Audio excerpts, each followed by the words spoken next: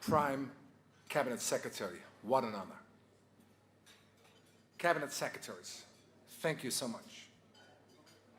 Distinguished guests, Karibuni, Jambo.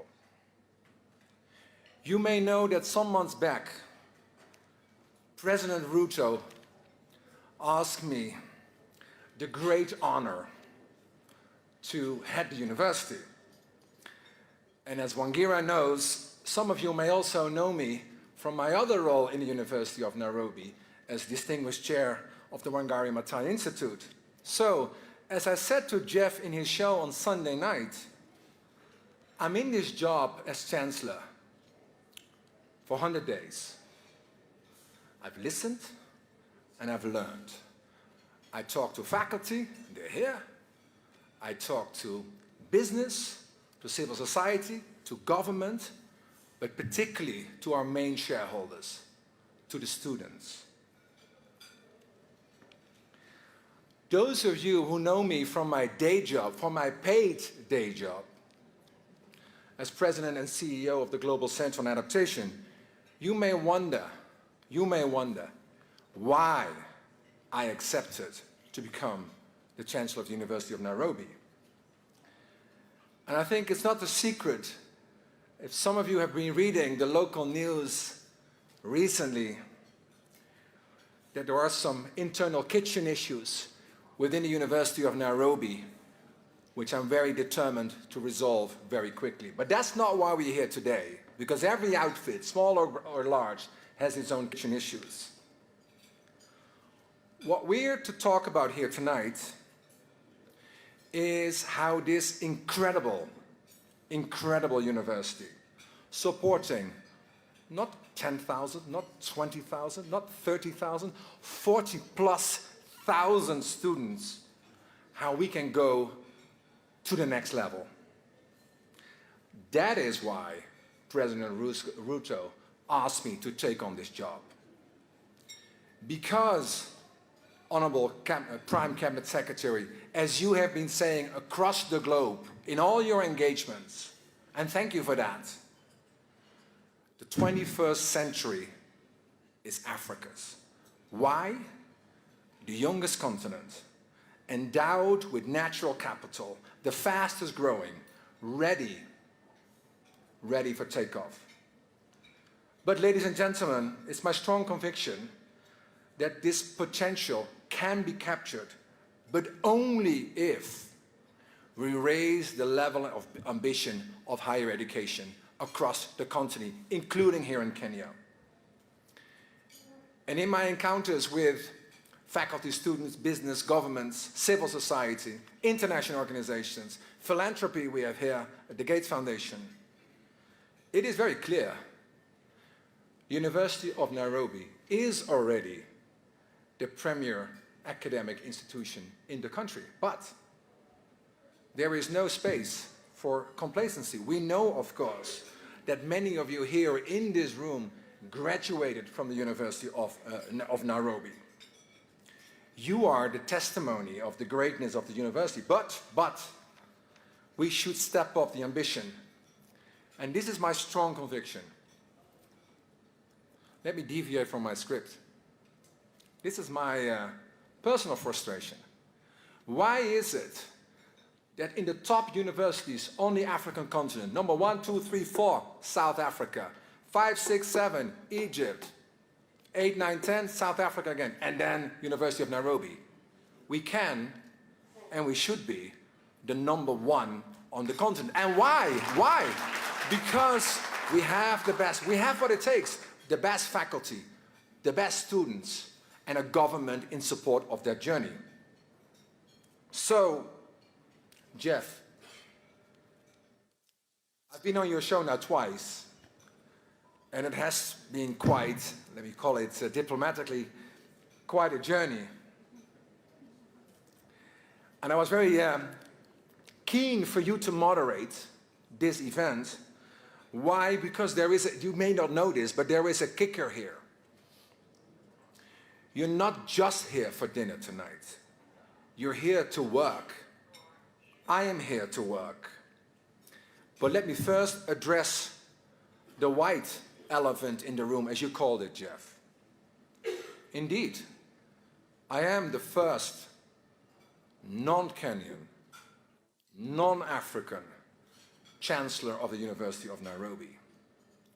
And I know some eyebrows has been raised on that matter alone, but I'm here to tell you, I'm fully committed as the Chancellor of the University of Nairobi to bring my global network to work behind the vision of the University of Nairobi. But having said that, we need you too. That's why you're here today. That's why we have a partnership forum tonight. So, Your Excellency, CS Education, CS Korea, we know, because you have been saying this consistently across your mandate, that the world is changing much faster than ever before. Climate change, global pandemics, inflation, the war in Ukraine, Palestine, AI revolution. And as Kristalina Georgieva, head of IMF, consistently says, we have to build in resilience in our interconnected systems. We must be prepared, and that's exactly where the University of Nairobi comes in. Because, Honorable Chair of Council, Vice Chancellor, Council members, senior management, the University of Nairobi wants to be the partner of choice in this journey. So indeed, I'm extremely delighted and excited, Jeff, to present to you the Big Five.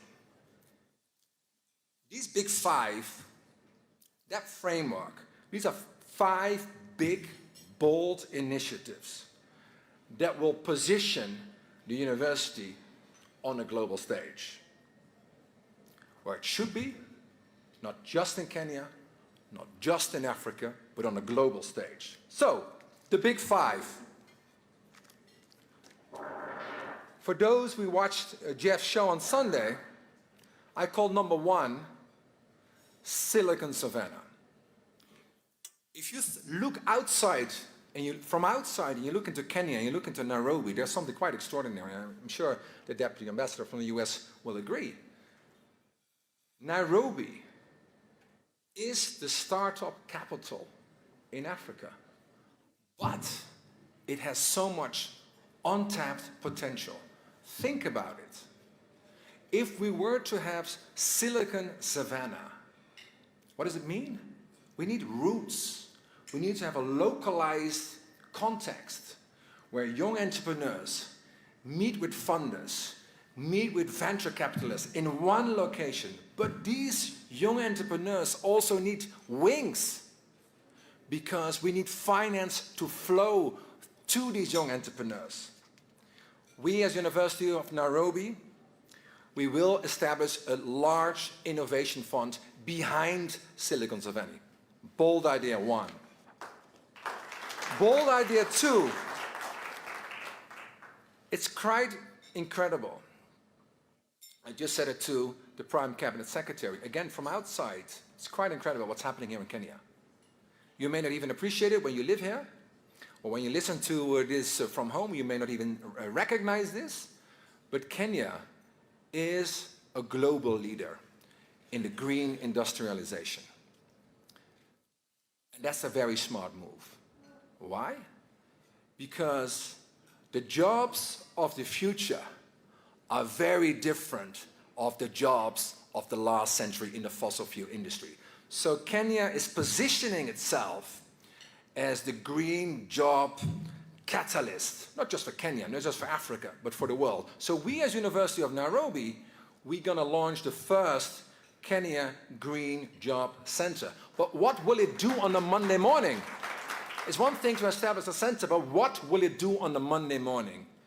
What we want to do, and our takeaway from this conversation this evening, and that's what I want to hear from you gentlemen. What do you need as business leaders in terms of skill set in the green industrialization? Whether it's in infrastructure, in agriculture, your field, in forestry, in energy, what are the skill gaps you experience today which you cannot recruit tomorrow? We want to develop a curriculum on green jobs together with you, but at the same time, also here, there's no free ride. We want to do it together with business, but we want to have a common understanding and an agreement that when we develop and launch the Green Job Center, when this curriculum is there and students are doing this, you absorb them in well-paid, well-trained jobs in your sector. Number 2, green jobs. Number 3, we just heard about it. Artificial intelligence. Moses, CS, you're media savvy. Prime Cabinet Secretary, you're all over. But I think about artificial intelligence, I think about numbers. Think about it.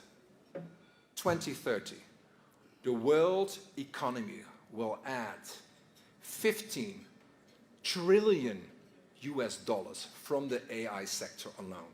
15 US dollars. 60% of all the top researchers on AI, where are they? In the United States. Making $250 billion from the private sector in America alone. Here in Kenya, here in Africa, we also have the beginning of an AI transformation. But again here, we want to bring that to the next level. Hence, we will set up a dedicated AI school to do exactly that, because we have, quite frankly, the best mathematicians in the university. We have in this room, in this country, the best entrepreneurial spirit. Combine it with Silicon Savannah and also the AI revolution will not be only Africa-led, Africa-owned, but ladies and gentlemen, Prime Cabinet Secretary, it's time for AI to come home to Africa, to Kenya. The 4th one, which is very close to my heart, leadership. All of you here in this room, you do not need to be convinced about the importance of leaders, of leadership, because that's what you do on a daily basis. And if you believe, and if I believe, and if we believe that the 21st century is for the taking here in Africa, leadership is key. And CS Korea, you already have Kenya School of Government. But what we are going to do at the University of Nairobi to establish a dedicated leadership institute. Why? To prepare the next generation of African leaders, government, civil society, international organization, business community. And as I said, we want to go, Honorable Prime Cabinet Secretary, we want to go to the top. There is no time to be modest, to be complacent, to be shy. We want to go to the top so we don't compare ourselves with our neighbors alone. We don't compare ourselves with African academic institutions alone. We want to be judged and compared by the top Ivy League institutions. So, to do that, this Leadership Institute will form a partnership with Harvard. Why? My own alma mater, the Harvard Kennedy School, I had very productive conversations with them in the last few weeks. And I said to him, listen, you have an Africa agenda as Harvard. And it may not be very clear-cut how you get it landed in Africa. But we're ready to partner through this Leadership Institute with the Kennedy School of Government, that the Harvard community, the faculty comes to Nairobi, the curriculum comes to Nairobi, because it's an interesting fact. Dozens and dozens of rich young Africans go to Cambridge, Boston, Massachusetts, to Harvard, to MIT, to Columbia, to Stanford, and that's great. But if you live in Mukuru or in Makwene or in Kisumu, or in Mombasa, you also have ambitions for leadership, and you may not be able to pay to go to Boston, or to New York, or to Stanford, or to London, or to Paris, but you may be able to go to the University of Nairobi, to the Leadership Institute, and that's exactly what we're going to prepare. The fifth one, health. Kenya has made tremendous progress in the last years on all health indicators, right? Tremendous progress. And it's a clear testimony, not just to this administration, but to the previous administration and the previous administration. But it's also a testimony to the brilliant faculty of health sciences, which we have within the University of Nairobi. And we have the dean and some faculty members here with us. But think about it. Think about